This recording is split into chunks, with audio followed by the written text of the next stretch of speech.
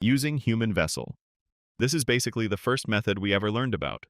You seal a monster into a person and use them as the host. And now you've got the full consciousness of some ancient, hate-filled creature, packed with centuries of rage crawling straight into the jinchuuriki's head. Those version 1, version 2 forms we see from other jinchuuriki, that's not a power-up. That's the tailed beast slowly taking over, drowning the host's mind in pure, primal fury. In general, just sealing a tailed beast inside a human is usually enough to temporarily keep a giant monster from running wild. But we've absolutely seen tons of jinchuuriki lose control and turn into total chaos. These beasts are insanely strong, and they've got their own will. They're constantly fighting inside the host's subconscious, and any jinchuuriki who's weak or doesn't have a strong enough will gets completely swallowed up, and of course, in that case, they die. But you can somehow defeat the beast inside your mind to maintain suppression. We've seen Kushina's chakra inside Naruto's body help him control the tailed beast with the sealing chains, or in the spin-off about Minato. Even though Kushina had transformed into version 2 and stabbed Minato with her claws, Minato entered Kushina's subconscious space and soloed Kurama with his Rasengan. That's when he perfected that technique and helped Kushina stabilize the seal. But we can also use a less violent approach. Yeah, I'm talking about the befriending method. This method is totally different. Instead of trying to beat the beast into submission, you actually tame it by filling that lonely void inside its heart with empathy. Yeah, sounds crazy, but it works. Bunpuku honestly respected the One-Tail and treated it like a real companion. And Naruto? He stepped into his own subconscious not to dominate Kurama, but to help his friends and help the beast itself. When a tailed beast willingly shares its power, that's when you reach perfect synchronization. Naruto doesn't lose consciousness when he transforms. Kurama keeps his full personality, can literally talk through Naruto's body, and even give advice mid-battle. In combat, this creates absolutely insane advantages. The beast can automatically break genjutsu by messing up the chakra flow from inside. Naruto has full access to every single ability of the Nine Tails while still combining it with his own techniques. He uses Kurama's chakra arms to form Rasen Shuriken variants, and even compresses the tailed beast bomb into straight-up destructive attacks. Compared to the incomplete jinchuuriki, who can only partially transform before losing control, Naruto and Killer Bee reach complete mastery. The beasts don't even consume their chakra anymore. That's total synergy, total power, total dominance. The problem is, this method comes with conditions that are basically impossible to meet. You need a totally unshakable life philosophy built on empathy and overcoming loneliness. Garatora straight up says it, you need something to fill the void. Not Sharingan, not Uzumaki blood, but actual goodness, empathy, forgiveness, and time. Naruto pulls it off thanks to his Uzumaki vitality and that prophecy child plot armor, while Killer Bee bonds with Gyuki through decades of rapping and constant fist bumps. But the cost is absolutely real. If the cooperation breaks down, the transformation fails, and the tailed beast starts consuming the host's chakra, which leads to death. Bee already warned Naruto about this. In the early days, Naruto's four-tail rampage almost killed Jiraiya. At that point, that wasn't Naruto anymore. That was pure hatred wearing his skin. The emotional drain of facing centuries of bottled-up rage can totally crush anyone who isn't mentally strong enough. And for the tailed beasts, those early seal scars are extremely painful, but once the bond forms, there's genuine mutual respect. Sharingan hypnotic domination. If the first method is all about friendship, then this one is straight up about total domination. This is how the Uchiha turn a tailed beast from some divine monster into a full-on puppet. And the way it works is honestly simple, but absolutely busted.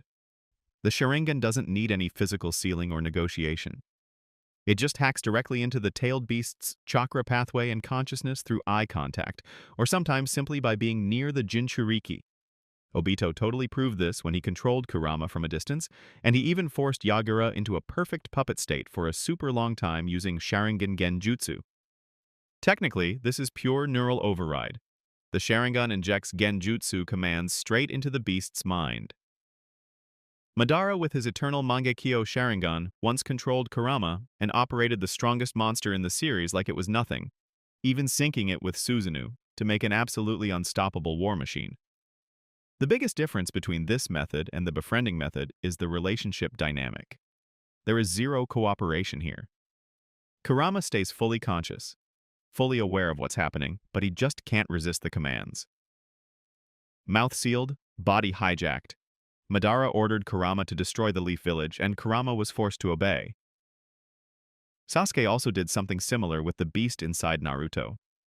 He used his Sharingan to enter Naruto's subconscious, face the leaked-tailed beast chakra, and suppress it. It was just a small amount of chakra leaking out, not much, but at that time Sasuke wasn't too strong yet, right after the time skip, and he still hadn't evolved into the Mangekyo Sharingan. So what he pulled off there was honestly impressive enough on its own. The problem with this method is that it has insanely tight gatekeeping. Only Uchiha with the Sharingan can pull it off. You need at least a 3 Tomoe Sharingan to cast Genjutsu at all, and even then, a 3 Tomoe Eye can only control a tiny bit of Kurama's chakra. If you want full-scale domination like Madara, you need a Mangekyo Sharingan, or an Eternal Mangekyo Sharingan. Only 2 people have ever fully controlled a tailed beast with Sharingan: Madara with his EMS, and Obito with his Mangekyo, plus a body boosted by first Hokage cells. We also have info that Fugaku's Mangekyo could probably do the same thing, but of course, we never got the chance to actually see it. But this method has some really clear limits.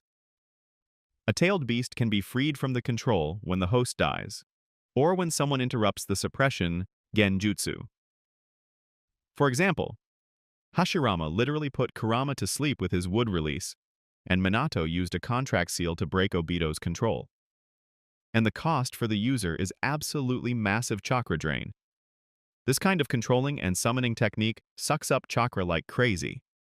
The longer you want the creature you're controlling or summoning to keep fighting, the bigger your chakra pool needs to be. Controlling something at the level of an ancient divine monster is totally impossible for a normal person. Possessing Rinnegan. Now we're stepping straight into God territory. Forget everything you've seen before, because the Rinnegan's outer path literally turns them into slaves. This is the exact method Obito used to command 6 jinchuuriki at the same time during the war, and it's also the power Sasuke used to lock down all 9 tailed beasts with a single stare. We're talking about a level of authority that absolutely eclipses the 5 Kage, a power that rewrites the entire ninja rulebook. Here's how it actually works. The outer path uses black receivers and chakra chains as physical anchor points to bind the Biju, and these receivers aren't just some fancy metal rods, they're direct transmission lines for the user's will. When Obito fought, he stabbed one receiver into the chest of each jinchuuriki, and check this out, when they shifted into full beast mode, those receivers automatically moved up to their necks. That's not random. The receivers reposition themselves to maintain optimal control over the chakra flow as the jinchuuriki transforms. And the chains work the same way. They come from the Gato Mazo, or directly from the user, wrapping around the Biju like absolutely unbreakable shackles, fully overriding their ability to act on their own. But here's the wild part. The Biju still keep their full awareness and will. They know exactly what's happening. They're screaming on the inside, trying to fight back, but their bodies absolutely cannot disobey the command. That's the true horror of this method. It's straight-up seizure. You're still yourself, but your body doesn't belong to you anymore. Obito forced all 6 jinchuuriki to transform and use their old abilities like perfectly controlled puppets. And he kept constant pressure on a squad made of straight killers: Naruto, Killer Bee, Guy, and Kakashi all at once. And Sasuke? He pushed it to an even higher level. With just his left Rinnegan, Sasuke locked down all 9 free-roaming Biju simultaneously. No receivers, no physical chains, just his gaze. Every single tailed beast got shut down at the same time. After that, he used Chibaku Tensei to seal each one and form 9 mini-planets. That level of dominance is absolutely insane. Back in the day, Pain used Chibaku Tensei to make 1 meteor to trap Naruto alone, and he was already close to running out of power. Sasuke casually creating 9 is pure madness. Sasuke pulled this off not just because of the Rinnegan, but also because he had chakra from all 6 paths, straight from Hagoromo. That's why his control is overwhelmingly strong, and why not a single Biju could resist him. Now the point becomes clear. This method definitely has weaknesses. The effort required to control multiple Biju at the same time is insanely huge. Obito had to focus so intensely that he couldn't even use the Six Paths techniques. And when the jinchuuriki shift into full beast mode, the risk of them breaking free increases dramatically. If you're using Edo Tensei hosts like Obito did, the entire system depends on Kabuto not canceling the jutsu. And Obito didn't have any Six Paths chakra in his body at that time, so his ceiling was already limited. But there's one thing that can't be denied. The Rinnegan Outer Path is the only method that lets one person control multiple Biju at once without being a jinchuuriki. No Kage, no matter how strong, can stand against this power when it's fully unleashed. This is the reason Obito could fight the entire allied shinobi forces alone, and the reason Sasuke was completely confident threatening all 5 nations and pushing his reform agenda. Would release chakra suppression. Now we're talking about one of the most iconic methods in the entire series, a method that only one man in history could use at a perfect level. Hashirama Senju, the god of shinobi, the dude who casually grabbed multiple tailed beasts like they were rowdy kids needing discipline.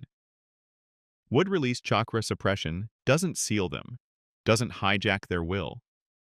It shuts them down by stripping away the thing that makes them dangerous, their ability to use chakra. Here's the real mechanism behind this power. Wood release isn't just about summoning trees and plants. It's a unique Kekkei Genkai that mixes water and earth chakra to produce pure life force energy. When Hashirama uses wood release to bind a Biju, those giant wooden roots are basically restricting their movements and absorbing their chakra in real time. Imagine being a massive generator, but someone plugs a whole mess of cables into you, locks you in place, and drains electricity faster than you can produce it. That's exactly what happens to a Biju facing wood release.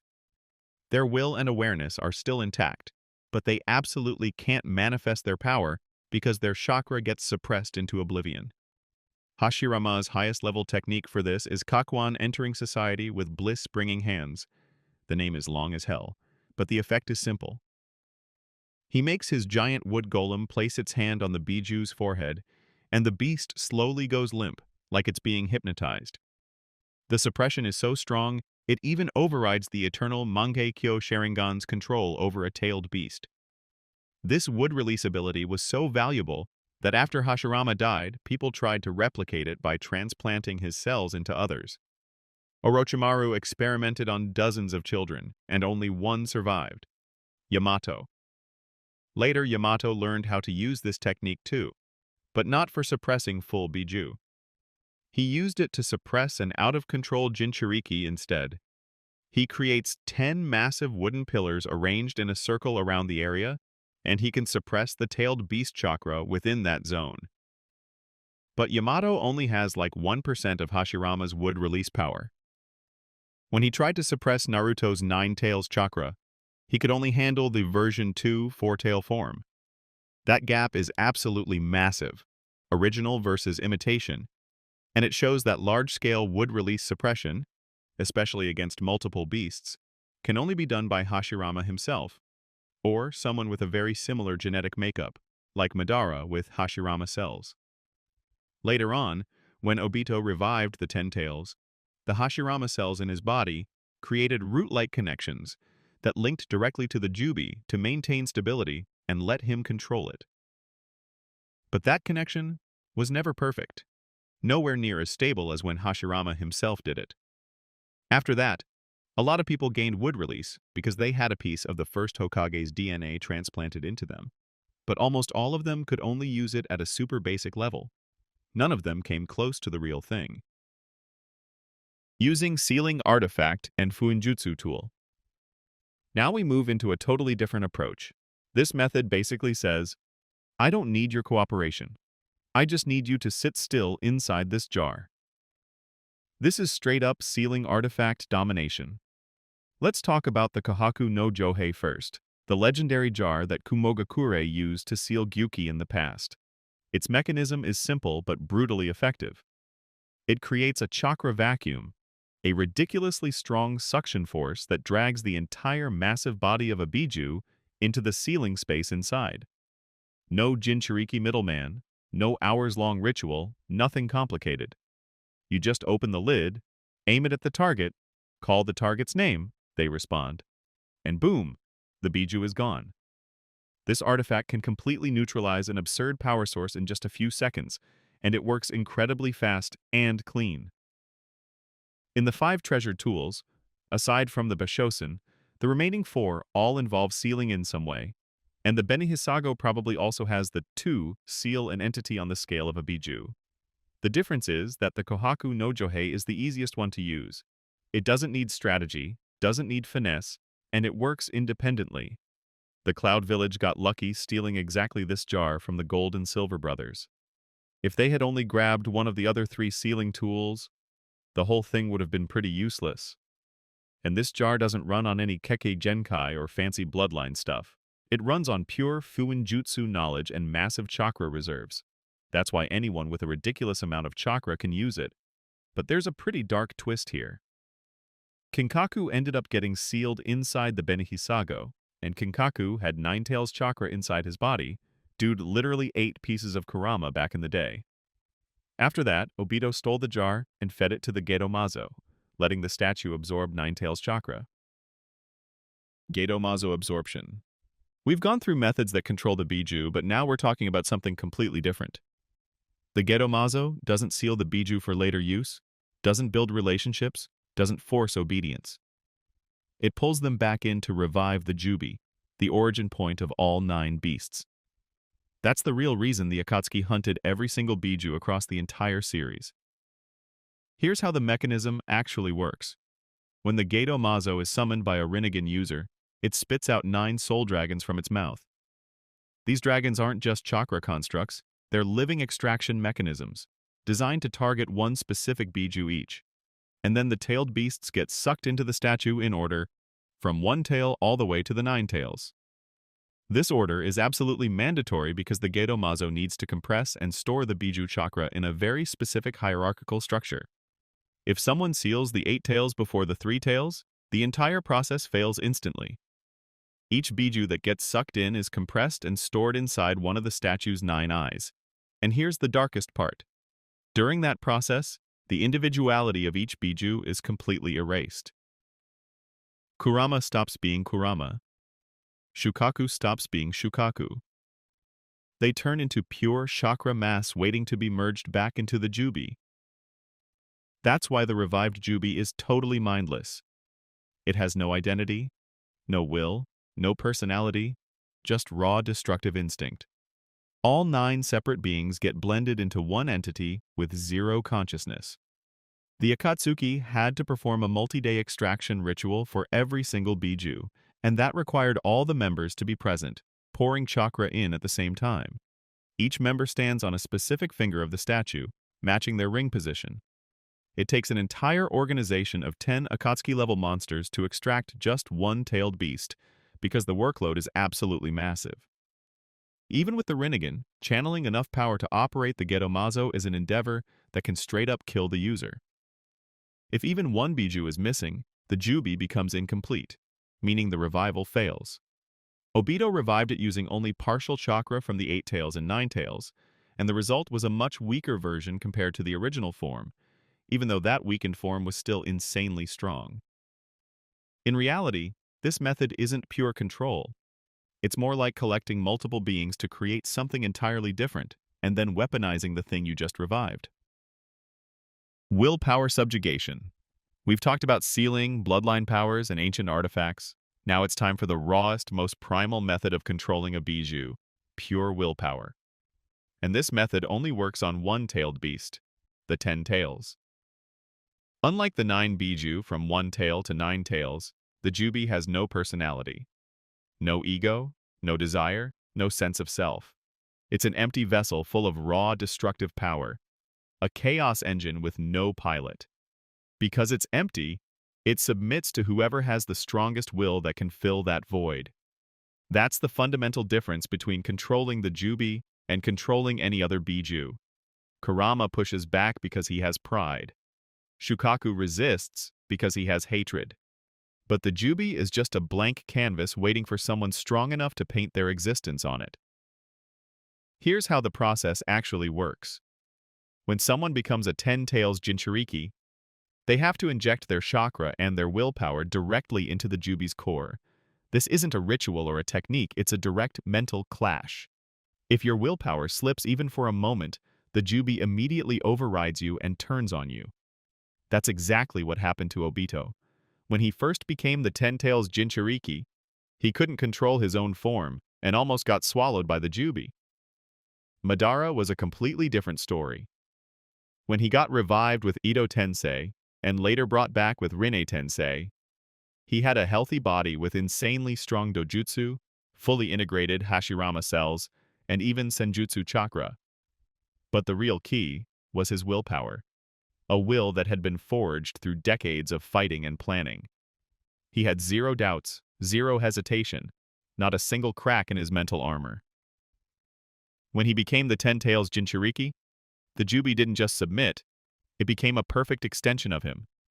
Every movement, every attack, every transformation happened exactly the way he wanted. Like the Jubi was just another muscle in his body. His conqueror's will was absolutely overwhelming. This is the critical point people miss when comparing Madara and Obito. It's all about purity of conviction. Madara believed completely in the infinite Tsukuyomi. He had not one shred of doubt in his mind, and he was absolutely ready to solo 80,000 people for that ideal. Obito, meanwhile, still carried that soft dream of becoming Hokage with Rin, Kakashi, and Minato by his side to fill the void in his heart. Alright, that's it for today. Thanks for watching, and we'll see you next time.